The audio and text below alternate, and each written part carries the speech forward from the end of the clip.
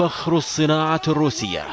يقال وفقا لمصادر ميدانية في ريف حلب الجنوبي إن الدبابة التي انصهرت وتحولت إلى خردة هي من طراز T-90 الحديثة،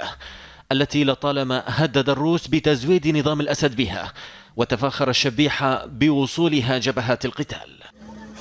إلا أن قوة التفجير المرافقة لتدمير الدبابة فتحت أسئلة عن نوع مضاد الدروع الذي بحوزة الثوار،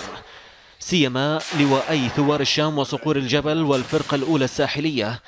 إذ تميزت بعض استهدافاتهم لآليات النظام والميليشيات العراقية بانفجارات هائلة تودي غالبا بكامل طاقم المدرعة فضلا عن صهرها.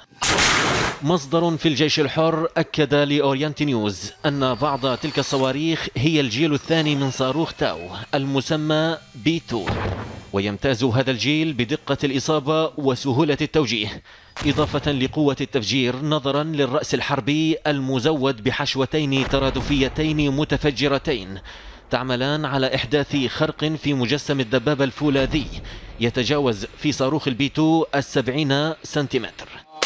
ورغم أن معارك ريفي حلب وحماة أطاحت بالدعاية الروسية فيما يخص صناعاتها العسكرية بعد أن دمر الثوار قرابة 80 دبابة مختلفة الطراز في أقل من شهرين،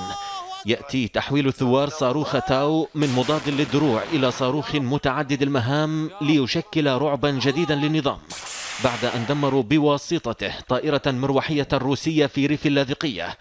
إضافة لتدمير غرفة عمليات الحرس الإيراني في ريف حلب الجنوبي ومقتل معظم من فيها. أما آخر تلك الاستخدامات فكان بمقتل 9 ضباط من المرتزقة العراقيين، أو ما يعرف بميليشيا النجباء على تلة العيس. الله